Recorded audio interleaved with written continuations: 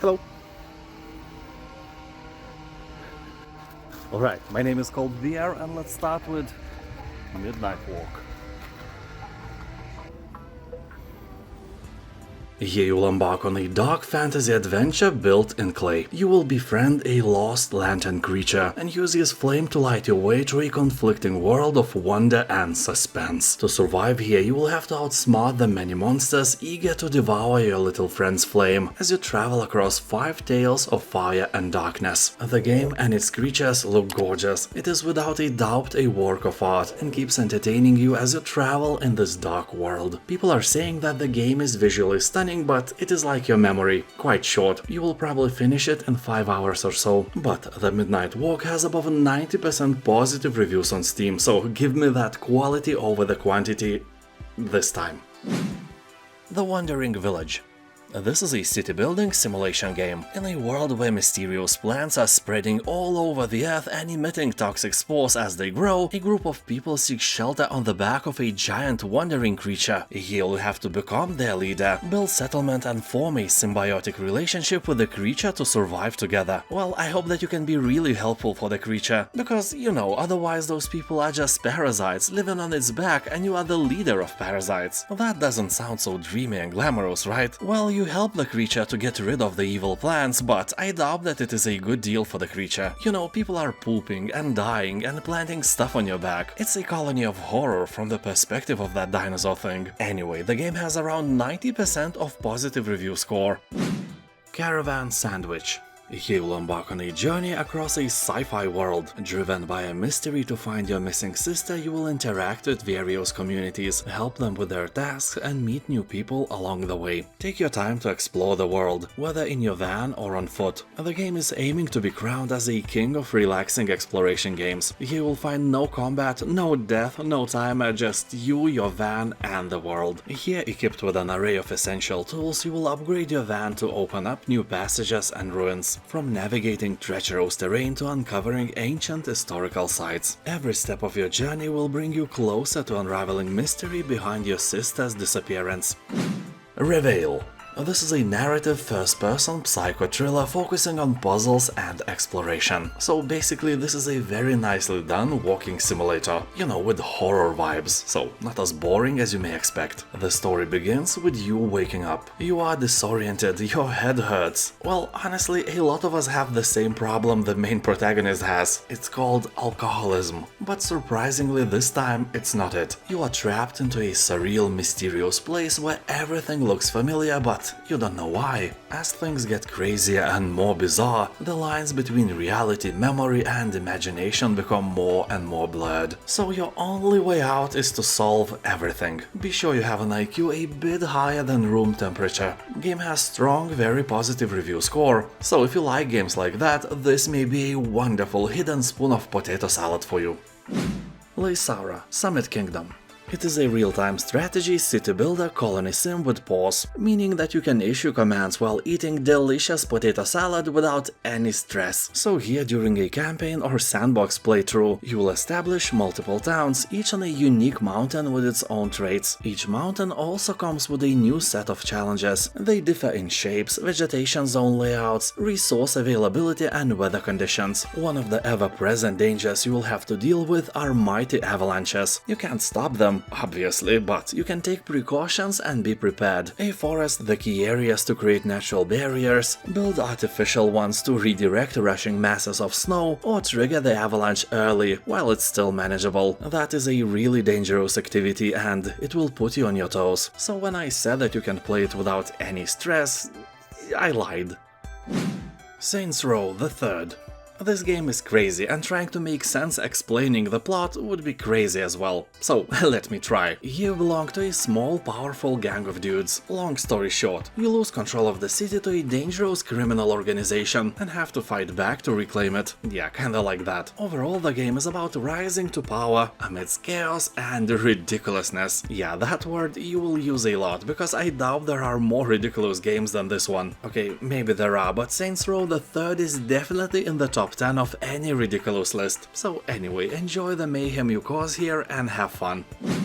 CountryBalls Heroes. So basically this is a humorous Heroes of Might and Magic clone where the main heroes and monsters are country balls, the thing most of us know from the vast plains of the internet. For those who don't know, these country balls are used in comics or memes. They humorously represent the countries and their stances about various issues of the world, or just used to create plain stupid humor, which is best. So here you'll build up your base and recruit various country balls unique for each faction. Train multiple balls, each with its own strengths and weaknesses. Your balls can become a plumber, hussar, priest, drunkard, cowboy, and so on. You'll find 90 unique units and several factions. Players on Steam are saying that the game is cringy, but the cringe is kinda good cringe and not cringy, if you know what I mean. Amnesia Rebirth. I admit that I am a Pussy! Pussy, pussy, pussy! and I have never played the game. I watched Markiplier playing it and it was quite a fun experience. It has all the creepy vibes previous Amnesia games had, but it is a bit less scary. I was expecting, you know, the level of horror we all felt in the first Amnesia: The Dark Descent, but Rebirth is only about 30% of that. The good thing is that if you are like me, you can probably play the game without having a heart attack. But the bad thing, at least for me, was that this time you are a pregnant woman. That sounds kinda sexistic, but let me explain, it's actually not. I just can't immerse myself in the role of a pregnant woman. I lack empathy, and if you are a man, there is a big chance that you can't do that as well. You know, I don't care about her baby, so that creepiness level is way lower for men who are playing the game and probably way higher for female players, especially pregnant ones, although I really doubt that they are the target audience though, as someone in the comments said that Rebirth is the true definition of not great, not terrible. Despite that, it is a really beautiful game with a great story, environments, and some spooky stuff in general, and this price is just about right to get your filthy fingers on it. Pacific Drive. This is a very interesting title with mechanics you won't usually see in other games. In this driving survival adventure you face supernatural dangers on each expedition into the exclusion zone. Make a base of operations in an abandoned garage, where you'll research new parts, customize your station wagon and chart routes deeper into the zone. As you gather precious resources and investigate what's been left behind in the zone, you learn exactly what it takes to survive in this unpredictable hostile environment. All the vibes here lead to Strugatsky Brothers and their roadside picnic story. Many games draw inspiration from it, from legendary Stalker to a recent gem, Tunguska the Visitation. And if you like the theme about some stranger things happening in this specific area, I recommend you to watch the movie named Annihilation with Natalie Portman. You won't be disappointed, I promise. Hand of Fate 2. This is a dungeon crawler set in a dark fantasy world. Here you'll try to master a living board game, where every stage of the adventure is drawn from a deck of legendary encounters chosen by you. So choose wisely your opponent. The enigmatic dealer will try to make you feel helpless and pathetic. People on Steam are saying that the combat is a bit clunky, but the atmosphere, art style, and the narration of the game makes Hand of Fate really enjoyable and fun. Although keep in mind that the game is kinda difficult, also heavily based on luck. You know, it's a card game after all. And that may be frustrating if you have an unlucky day when everything falls apart. So before playing, throw a coin into the air 3 times and try to guess heads or tails. If you'll be correct at least 2 times, play the game. Luck is with you today. And what if this was the last drop of luck? What if guessing heads or tails right was the luckiest thing that happened today? Well, in this instance, I'll think you'll know that you are screwed right away. Game is not forgiving. Into the Breach.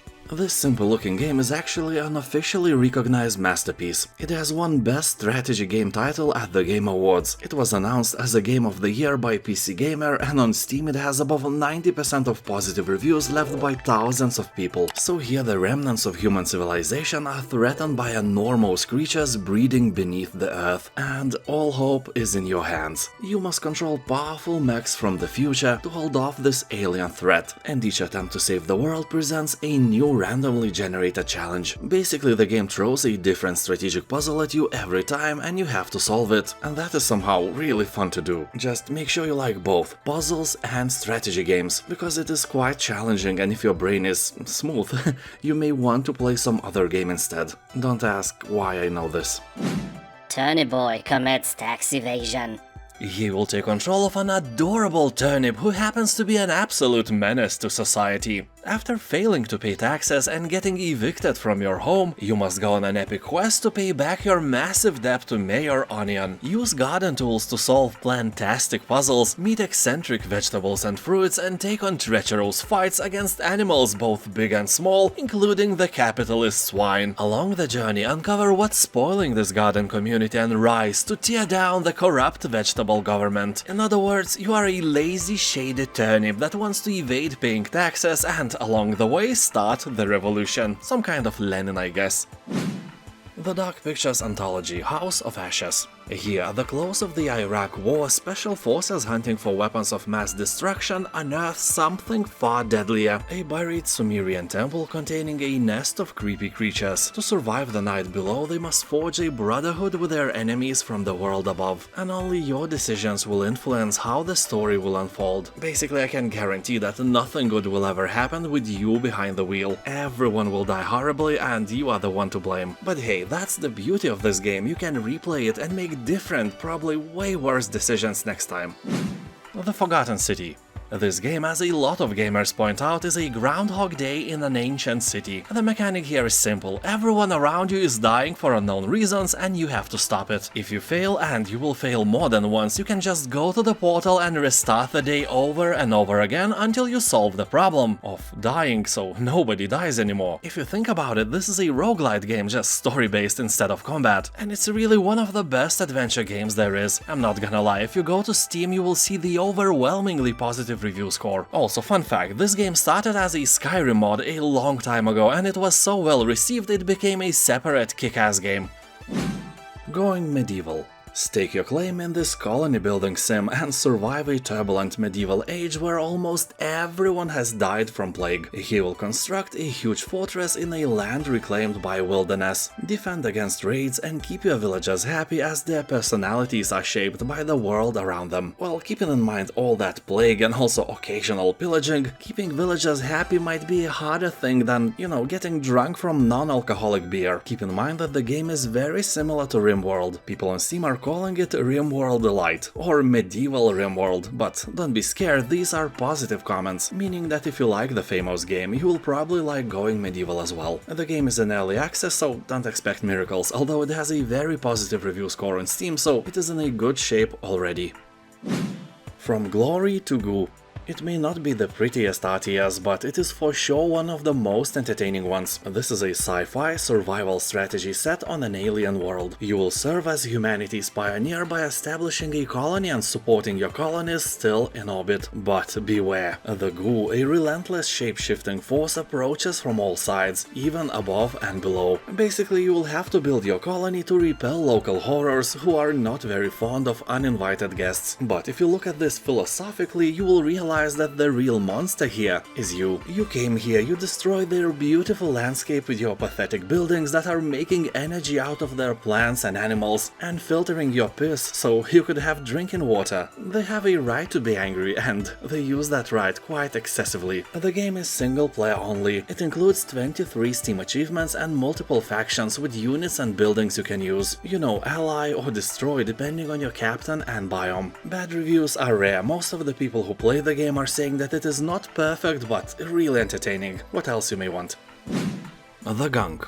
This is an action-adventure game in which you play as one of two gritty space holes. As you are struggling to bring in funds, you chance upon an untouched planet brimming with life. You came in search of valuable resources and it looks like you hit the jackpot. But as you uncover the dormant secrets of a shattered civilization, you must battle the curse of a toxic gunk parasite. You will use your trusty power glove to reverse the corruption, uncover secrets of old and heal the planet. Also experience the evolving relationship of the crew as you explore this unique world. The game has a very positive review score, so it may be a good choice for your evening.